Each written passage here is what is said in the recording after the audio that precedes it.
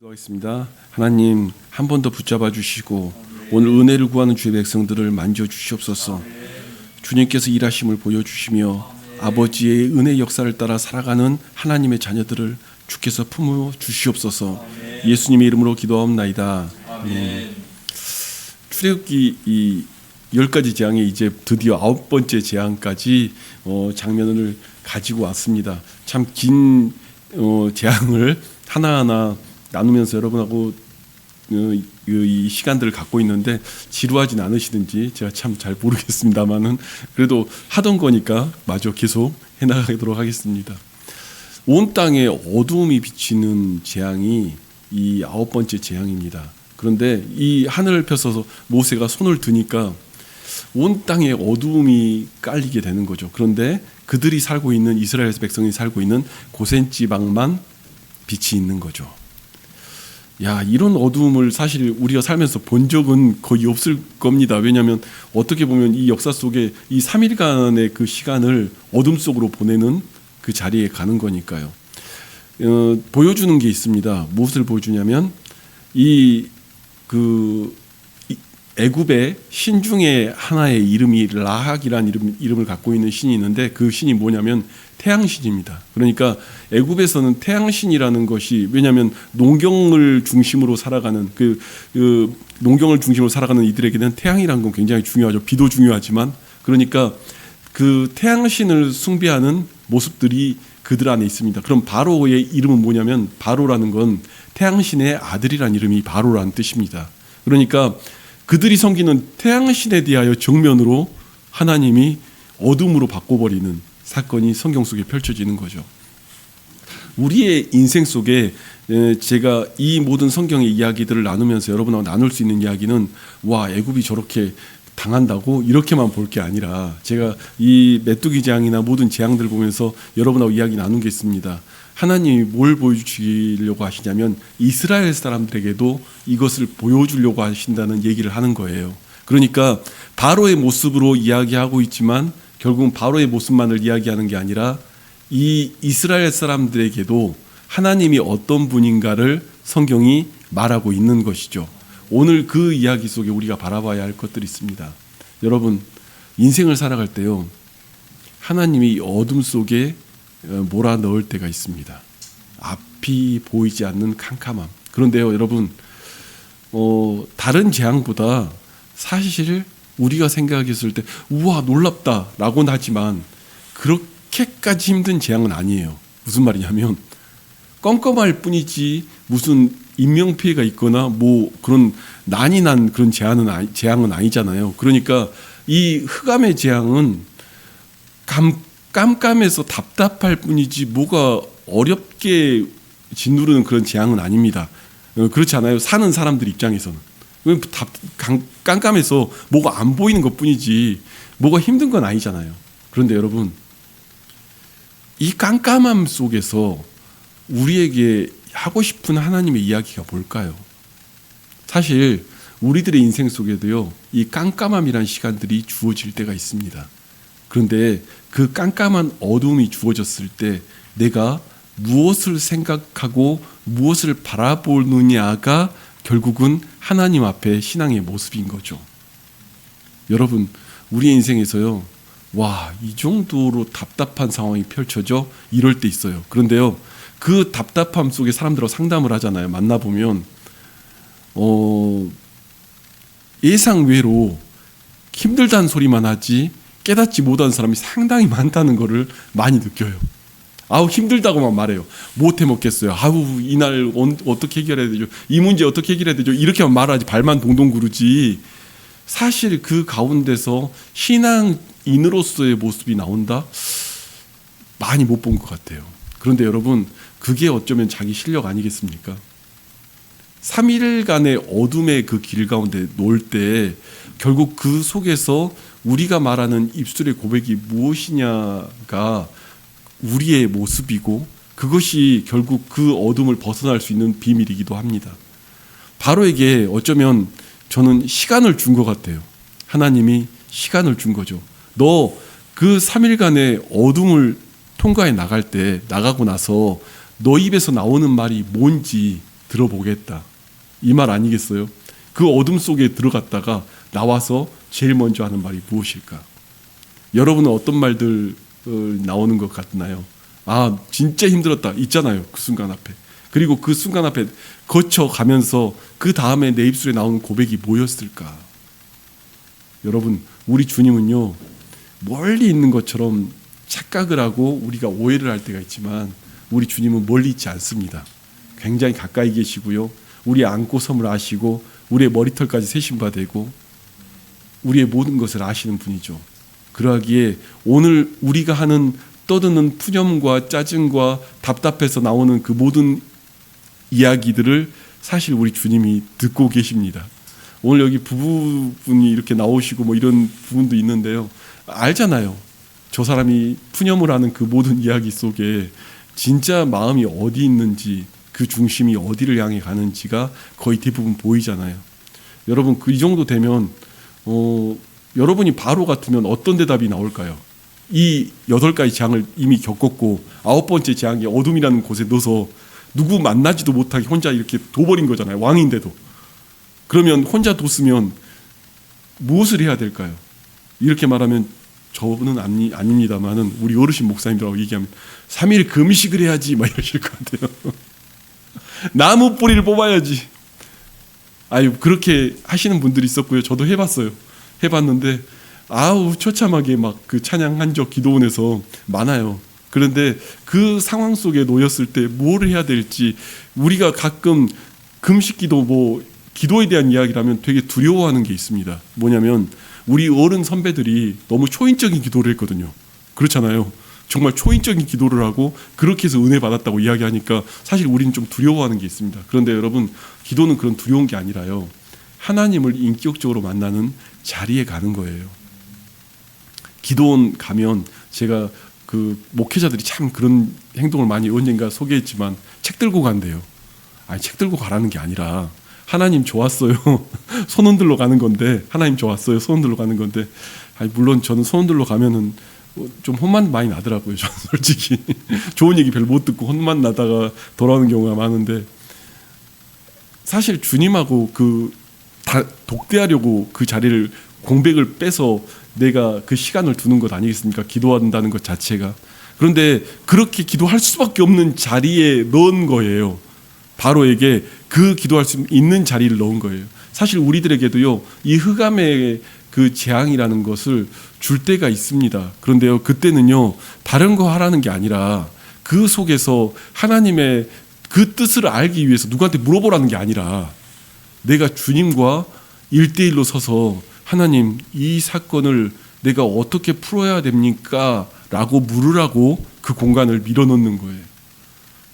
그 공간 안에 들어가가지고요, 이상한 소리 한 사람 너무 많습니다. 믿음 없는 소리 한 사람, 그 공간 안에 들어가가지고 푸념만 하다 온 사람 참 많아요. 그런데요, 오늘 바로 이게 그 시간을 준 거잖아요. 그럼 바로는 어떤 대답을 해야 될까요? 이후에 성경을 보면요, 바로가 어떤 대답을 하는지 보여요. 무슨 대답을 하죠? 이제 진짜 3일 고민한 거예요. 고민하고 나온 대답은 뭐예요? 야, 그래, 니네 어린 아이들까지 데리고 제사 드리러 가라. 그런데 양과 소는 남겨라. 뭔지 아시겠습니까? 3일 동안 흑암 가운데 들어가서 그가 갖추고 있고 그의 최대 고민이 뭔지 아십니까? 돈이에요. 3일 동안 그 속에 들어가가지고 결론 낸 게 내 생명을 건지실 주님에 대해 보는 게 아니라 돈 건질 생각 먼저 한 거예요.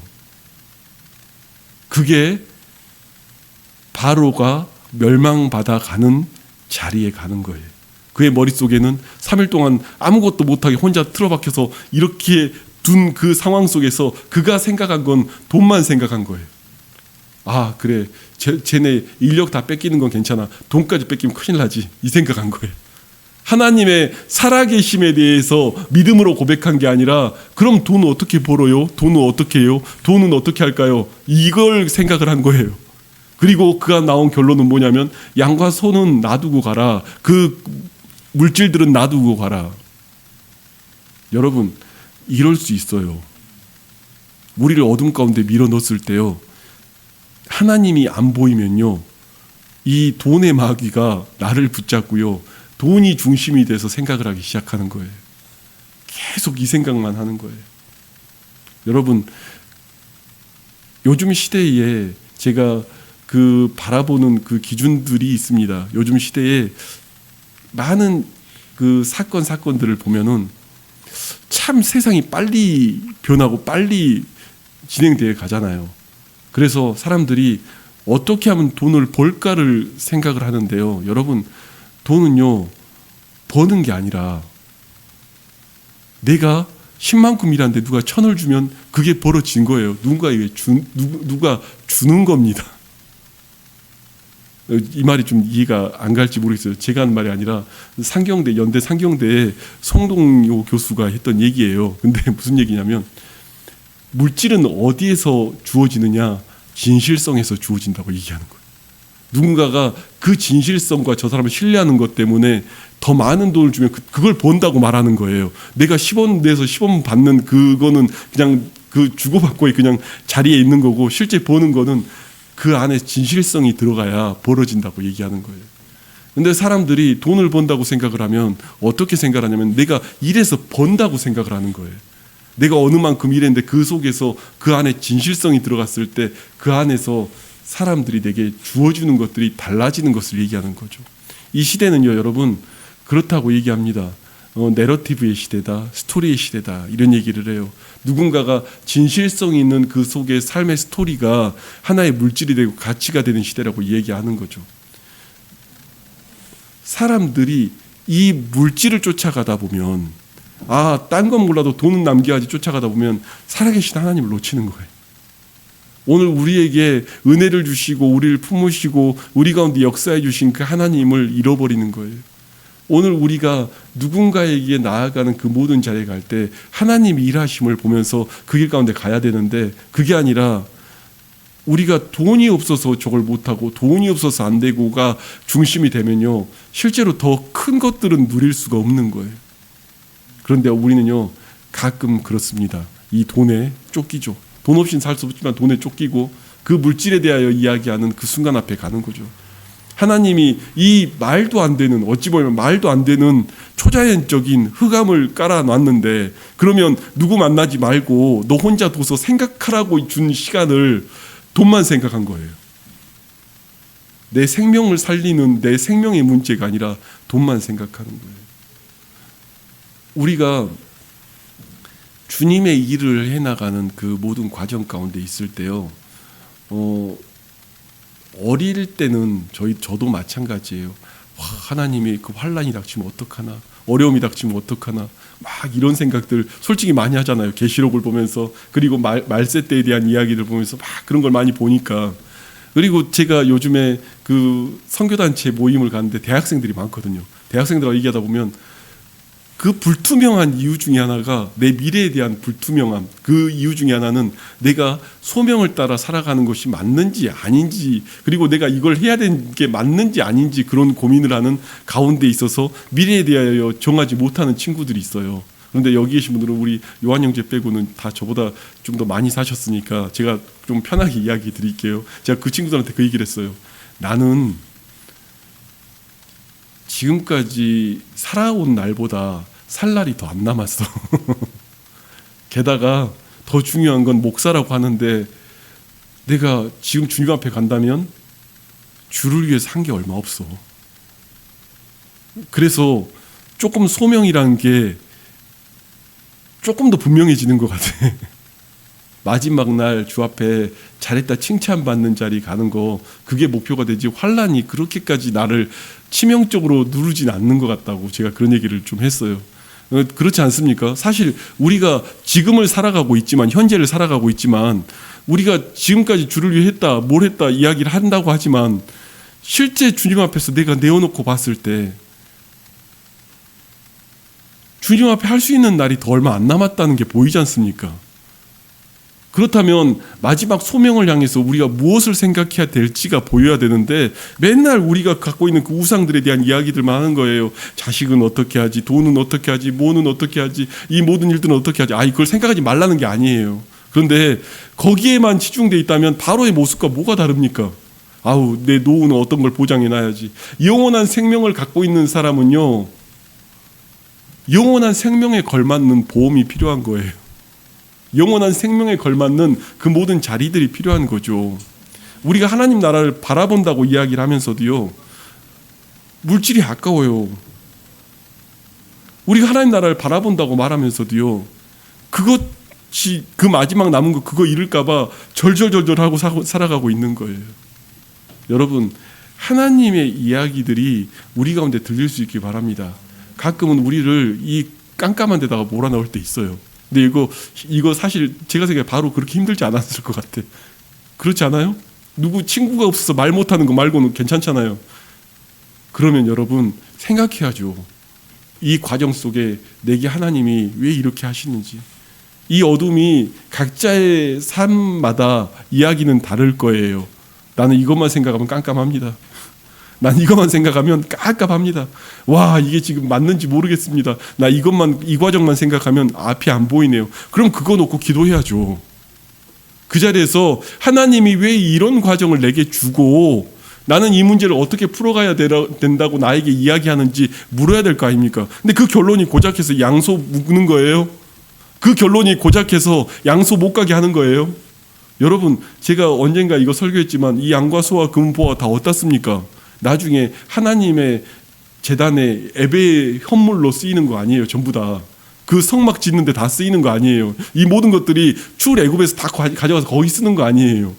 하나님의 전을 향해 쓰는 것. 그래서 사실 모세가 양보하지 못하는 것 아니겠습니까? 그거 자기 손에 묻겠다고 벌벌 떨면서 이야기하는 거예요. 여러분, 이 세상의 사람들은요, 이렇게 쫓아가는 사람이 너무 많습니다.